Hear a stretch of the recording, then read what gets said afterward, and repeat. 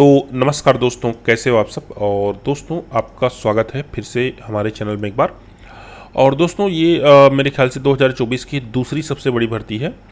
पहली भर्ती एक रेलवे में ड्राइवर की निकली थी, जो पहले 5,000 के आसपास थी पोस्ट, और अब शायद वो 18,000 के आसपास हो चुकी है। तो दोस्तों एसएससी में निकली हुई है रिकॉर्ड लगभग 17,000 के आसपास पोस्ट है। तो चलिए इसके बारे में क्या क्या डिटेल्स है देखते हैं। इस परीक्षा का नाम है combined graduate level examination 2024, date of submission online application. तो दोस्तों ये स्टार्ट हो चुका है 24 जून से 24 जुलाई के बीच। लास्ट डेट है दोस्तों 24 जुलाई रात के 11 बजे तक। Last date and time for making online fee payment दोस्तों ये 25 जुलाई है। Date of window for application for correction दोस्तों सुधार के लिए विंडो ओपन होगा 10 अगस्त से 11 अगस्त के बीच। टेंटेटिव शेड्यूल टीयर 1 एग्जाम दोस्तों सितंबर अक्टूबर 2024 में, और टीयर 2 एग्जाम दोस्तों ये होगा दिसंबर 2024 में। दोनों ही दोस्तों सीबीटी अर्थात कंप्यूटर बेस्ड टेस्ट होगा। डिटेल्स ऑफ द पोस्ट तो देख लीजिए दोस्तों, following are the likely post that will be filled up through this examination. देख लीजिए ये लेवल 7 है, 44,000 से 1,42,000 के जो है ये स्टार्टिंग पेमेंट है, ये लास्ट पेमेंट है। ठीक है, नेम ऑफ पोस्ट तो देख लीजिए यहाँ पर बहुत सारे पोस्ट हैं, सब लिखे हुए हैं। ठीक है, टोटल 17,000 के आसपास पोस्ट है ना। पे लेवल 6 में देख लीजिए इतने सारे पोस्ट हैं। पे लेवल 5 में देख लीजिए ऑडिटर है, ऑडिटर अकाउंटेंट है। उसके बाद पोस्टल असिस्टेंट है, देख लीजिए यहाँ पोस्टल असिस्टेंट है, सॉर्टिंग असिस्टेंट के भी यहाँ पर पोस्ट हैं। सीनियर सेक्रेटरियल असिस्टेंट है, अपर डिवीजन क्लर्क है, सीनियर एडमिनिस्ट्रेटिव असिस्टेंट है। तो ये इस प्रकार से 34 प्रकार के दोस्तों।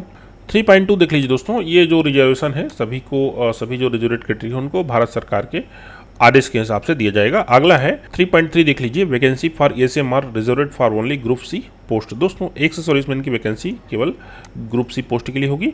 आगे बढ़ते हैं, नेशनलिटी तो देख लीजिए भारत का नागरिक हो या नेपाल का हो या फिर भूटान का हो। एज लिमिट देख लीजिए तो requirement of age of various post is as follow.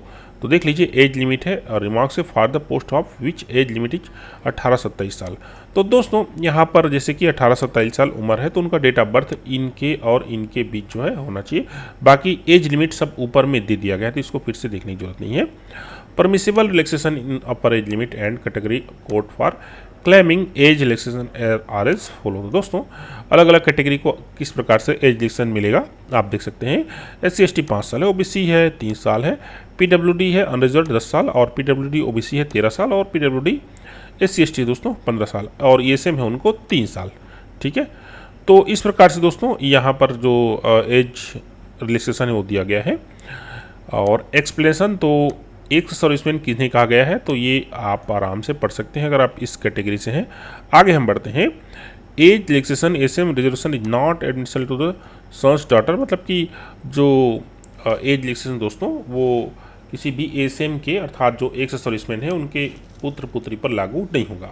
Process of certification and format of certificates. तो दोस्तों जो अलग अलग जो रिजर्वेड कैटेगरी हैं उनको इस विज्ञापन के एनेक्जर्स में बहुत सारे जो डॉक्यूमेंट दिए गए हैं उस एनेक्जर के हिसाब से जो है डॉक्यूमेंट बनवाना पड़ेगा। देखो फॉर एग्जांपल के लिए बोला गया है, candidate x field OBC in his application form. दोस्तों एक एक्स कैंडिडेट है, उसने ओबीसी अपने एप्लीकेशन फॉर्म में फिल किया है। However during document verification by the intending department organisation he is unable to produce the valid OBC certificate. और कहना चाहिए डीबी के टाइम वो अपना ओबीसी सर्टिफिकेट वैलिड नहीं शो कर पाता।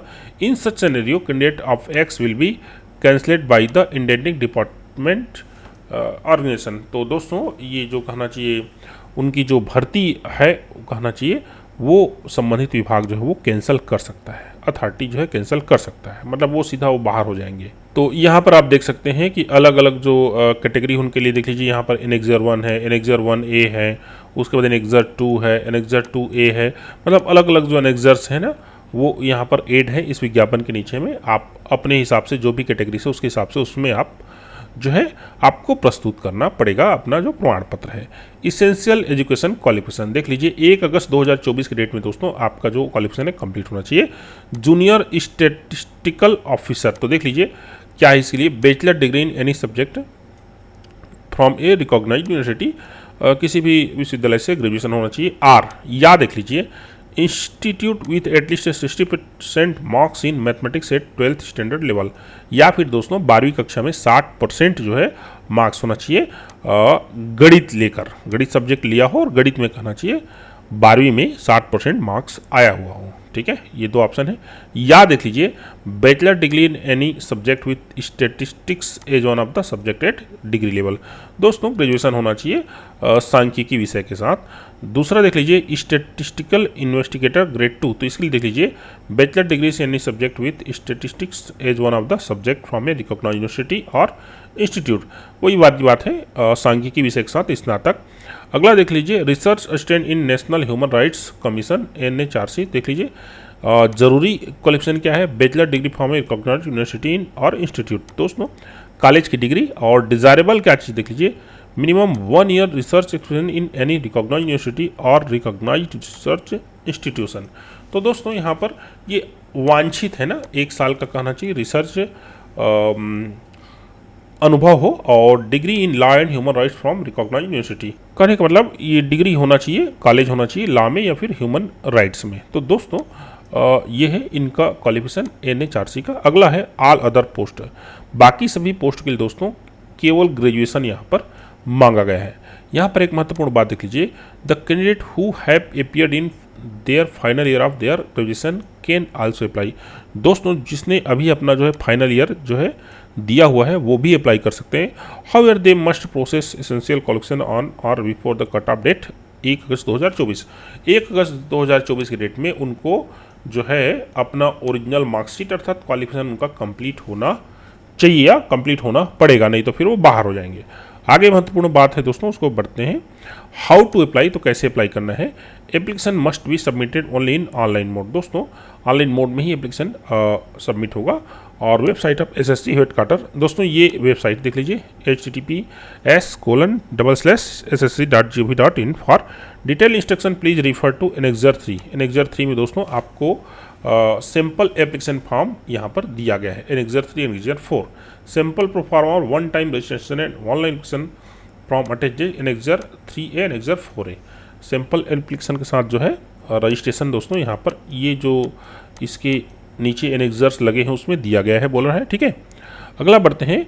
For applying the candidate is not required to have a pre fixing photographer himself herself, दोस्तों यहाँ पर जो है एप्लीकेशन फॉर्म भरते समय लाइव फोटो खींचा जाएगा, अर्थात जो है कोई भी कंप्यूटर से भर रहे हैं तो वहाँ पर CCTV से दोस्तों अर्थात जो वेब कैम से दोस्तों लाइव फोटो यहाँ पर खींचा जाएगा। ठीक है, तो आपको पहले से फ़ोटो चिपकाने की ज़रूरत नहीं पड़ेगी या फ़ोटो स्कैन करने की ज़रूरत नहीं पड़ेगी। ठीक है, candidates are required to upload the scanned signature in JPG format, signature दोस्तों अपलोड करना पड़ेगा। आगे बढ़ते हैं, देख लीजिए before submission of online application candidate must check through preview print option that they have filled correct details in each field, कहना चाहिए उनको चेक कर लेना चाहिए, बाद में सुधार का भी ऑप्शन है। एप्लीकेशन फीस देख लीजिए, तो फी पेबल है 100 रुपया है only.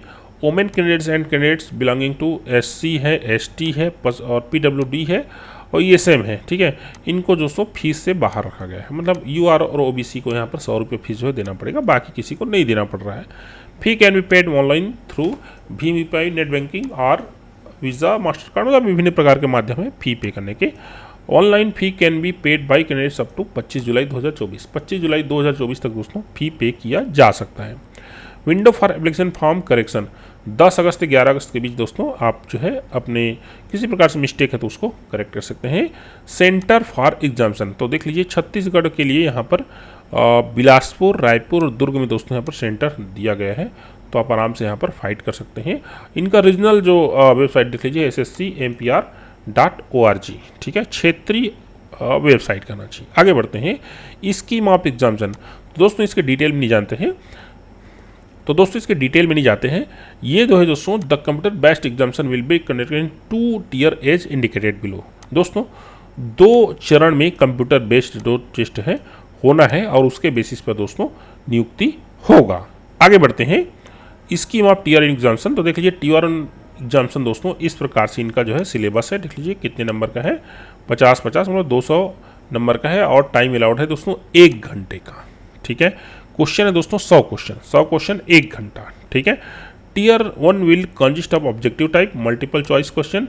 The question will be said both in English, Hindi except of English comprehension. दोस्तों यहाँ पर जो क्वेश्चन है बाईलिंगुअल रहेगा, हिंदी और अंग्रेजी दोनों में, ठीक है। और ये MCQ टाइप का रहेगा। और देख लीजिए यहाँ पर दोस्तों माइनस मार्किंग बहुत ज़्यादा है, there will be negative marking of 0.50। दोस्तों एक गलती पर आधा अंक जो है काटा जा रहा है, ये मोस्ट इंपॉर्टेंट पॉइंट। अगला है दोस्तों स्कीम ऑफ टीयर 2 एग्जामिनेशन। तो यहाँ पर आप शार्ट में समझ लीजिए, इस प्रकार से पेपर 1 और यहाँ पर पेपर 2 दो पेपर होना है, देख लीजिए। और ये स्पेशल जो पोस्ट है उनके लिए होना है, ठीक है। देख लीजिए यहाँ पर paper 1 is compulsory for all post, paper 1 जो है कंपलसरी है। Paper 2 will be only those candidates who apply for the post of junior statistical officer in the ministry. तो आप कहना चाहिए वही है, ये जो पोस्ट है JSO, ठीक है, इनके लिए ही कहना चाहिए पेपर 2 होगा। Paper 1 will be include following 3 section having 2 modules each, ठीक है। तो इसको आप दोस्तों डिटेल से देखते जाइएगा, पढ़ लीजिएगा, ठीक है। फिलहाल हम आगे बढ़ते हैं। इंडिकेटिव सिलेबस, यहाँ पर सिलेबस डिटेल में दिया हुआ है, आप चाहें तो पढ़ सकते हैं। यहाँ पर देख लीजिए दोस्तों, आपको एग्जामिनेशन के समय ये सभी डॉक्यूमेंट से कोई एक डॉक्यूमेंट जो है लेकर पहुँचना होगा, तभी आप जो है परीक्षा हॉल में आपको घुसने दिया जाएगा। डॉक्यूमेंट वेरिफिकेशन के बारे में यहाँ पर सब दिया हुआ है, लेकिन अभी हमारे पास इसकी यहाँ पर देख लीजिए दोस्तों 16 महत्वपूर्ण पॉइंट है। मोड ऑफ सिलेक्शन देख लीजिए, minimum qualifying marks in tier 1 section 1 section 2 and module 1 of section 3 of paper 1 of tier 2 and paper 2 of tier 2 examination are as follows. दोस्तों यहाँ पर UR के लिए 30%, OBC के लिए है 25%, ऑल अदर कैटेगरी 20%। दोस्तों ये क्वालिफाइंग मार्क्स है, ठीक है। Maximum percentage of error allowed, तो दोस्तों ये है minimum qualifying standards in module 2 section 3 in DEST RS follow. तो दोस्तों इस प्रकार से एरर ही अलाउड होगा, इससे ज़्यादा एरर होगा तो फिर बाहर हो जाएंगे, ऐसा बोला जा रहा है, ठीक है। और दोस्तों यहाँ पर से आप देख सकते हैं annexure 1 certificate regarding physical limitation in an examinee to write. तो दोस्तों यहाँ पर आपको सभी एनेक्सर जो है वो मिल जाएंगे, आप जिस कैटेगरी से हैं उसके हिसाब से आप एनेक्सर जो है फिल करके आगे बढ़ सकते हैं। दोस्तों आपको वीडियो अच्छा लगा हो तो please subscribe the channel and share the video and दोस्तों आपको कोई क्वेश्चन हो तो नीचे ज़रूर कमेंट कीजिए। थैंक यू, धन्यवाद।